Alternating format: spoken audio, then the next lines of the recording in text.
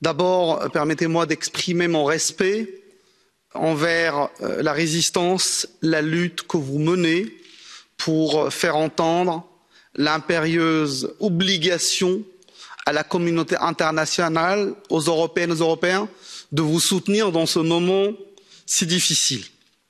Je souhaite également profiter de cette prise de parole pour rappeler que de nombreux opposants, des musiciens, des artistes, des intellectuels, des femmes continuent à se battre en Afghanistan et ont tant besoin que ce type d'échange existe pour faire parler d'eux.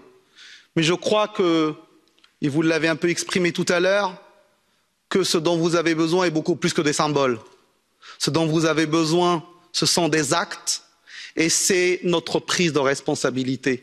Les États membres de l'Union européenne s'étaient engagés à poursuivre la politique d'accueil pour que toutes celles et tous ceux qui se sentent en danger puissent enfin être libérés des mains des talibans. Je souhaite, en ce qui me concerne, et je souhaite que notre Parlement rappelle les États membres à ces responsabilités.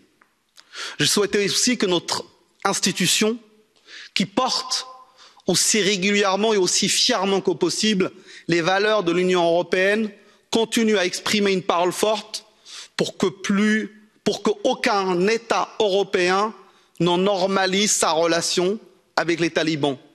Non, il n'y aura jamais de visage respectable chez les talibans. Aucune normalisation diplomatique n'est possible et notre rôle, notre responsabilité est d'être aux côtés de celles et ceux qui résistent jusqu'à la libération. Je vous remercie.